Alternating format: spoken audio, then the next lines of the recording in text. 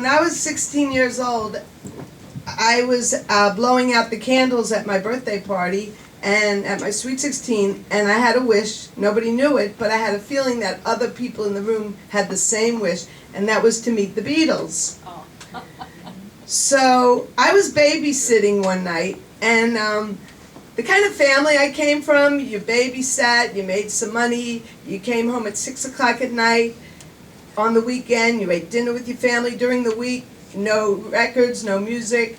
You go in your room, you do your homework, no friends could wait for you. My father would come home exactly at 6 o'clock. My mother had a 5-course meal on the table. On Wednesday, we ate dairy dinner, so that was like tuna fish, a scoop of tuna, and we had some egg salad. But every other day, it was like a 5-course, like meatloaf. You get the idea. That's what how I grew up. Everything was structured in my house. So I was babysitting one night, and Jack Parr was on TV late at night. It's a late night talk show. And I was falling asleep, but when you babysit, they're paying you to stay awake. So I remember just dozing off, waking up, and in like a sleep state, I saw the Beatles for the first time. And I was 15 then, and it was like a newsreel, and it showed them, their hair moving, and the girls were screaming. But it was like I forgot all about it because I probably fell back to sleep babysitting. And then all of a sudden the Beatles hit America, and they were on Ed Sullivan, and the girls in my school, and we'd wait for study hall, and we had magazines and Beatle Band-Aids and everything, and the records, and who would know the latest that we heard on the radio. And I was allowed to go see the Beatles at Shea Stadium, but that's not meeting them. They were like little Beatles. They were on second base, and my brother had to take us. He was thrilled with that at the time. Now he's happy, but... And my friend's name was Jude, just like Jude, and she's my partner in crime because, let me fast forward to 10th grade. I had a red textbook. It was like an 8x10 English literature textbook for English class, and Mr. Winstanley, he looked like a British, very proper man with a 3-piece suit, and he said, open up to the sonnets of Shakespeare. Not me. I opened to the map of London, because I was going to beat the Beatles someday. So, needless to say, I didn't do too well in school academically, because all I cared about was the Beatles, and or the Beatles. So, then it was time to think about college, before you knew it. And I didn't want to go away. And I didn't even want to go to Post or Hofstra. I wanted to be near Manhattan, because in case the Beatles came to New York, even though I was almost 18 and some of the girls were getting married, they're engaged, they're going to the prom, all I cared about was meeting the Beatles. So with my, not my 90-degree average, I didn't go to Brooklyn College, I went to LIU Brooklyn, I got in, and I did want to be a teacher. So one day, while I'm in college, it's May, and college is winding down, I had a final to go to, but that day, in the Daily News, in a little like gossip column, it said, John and Paul of the Beatles are coming to New York to talk about their Apple.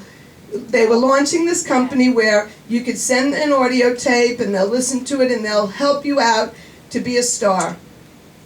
So Jude and I saw that they were coming to New York, John and Paul. It didn't matter that I had a final, and it didn't even matter that my mother didn't know where I was.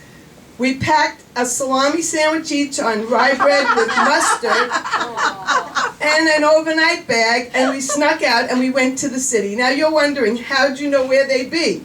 When you're a Beatle fan of our stature, you talked to your friends, you read it, you heard it, they were going to be allegedly at the St. Regis Hotel. But it was just John and Paul. It wasn't like thousands of girls. It was a couple of the fans who I still even know today. So Jude and I didn't wait with them, and the police are there. We didn't do that. We went upstairs, we found out the floor, and we went up, and we decided to park ourselves in a linen closet. Now, it wasn't a big linen closet like you see on TV. No, it was a half a closet. By 10 a.m., we ate the sandwiches already. We're sitting there, and every time we heard a noise down the hallway, we'd go down, and we'd get thrown out, we'd go back in. And finally we saw two what we call Beatle people. And when you're a Beatle fan of our stature, you know Beatle people. You know their manager, you know their friend, you know what they all look like. And we knew that this was the director and the producer of their movie.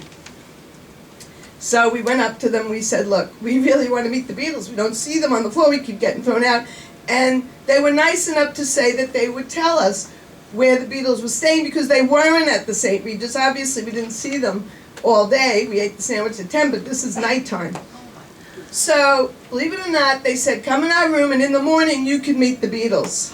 Oh my God. Thank God I could live to tell about it. Nothing happened. But we brought, remember I said we packed our stuff? Yeah. We go in the bathroom and put on our flannel pajamas, 17 and a half years old, and one of them peeks in the door. That was the producer of the movie. He goes, your first challenge of life was meeting the Beatles. Now you're going to be having your second. And he closes the door. And we look at each other like the Three Stooges used to go like, ah!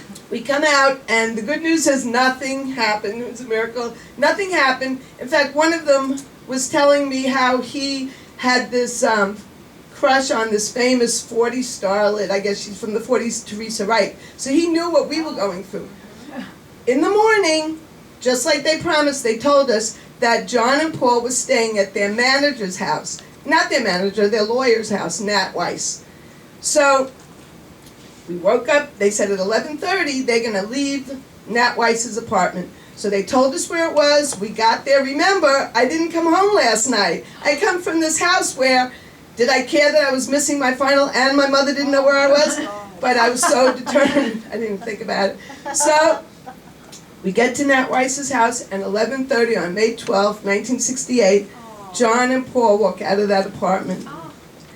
And John looked like, I'm stopping to remember, he had his coat over his shoulders, so he didn't have his sleeves in there. And I once had a dream that John was 10 feet tall, but he wasn't. He was just like a regular guy. And I had known so much about the Beatles that I just felt very comfortable standing there with him.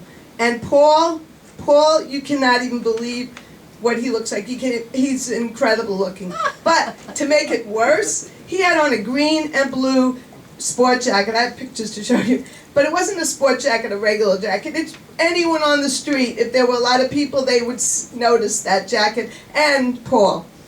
So they walk out, and you would think that we were like gawky fans, or there'd be a lot of people. There was nobody there except for their electrical engineer named Magic Alex, and Neil Aspinall, who works with them, and Jude and I, and John and Paul.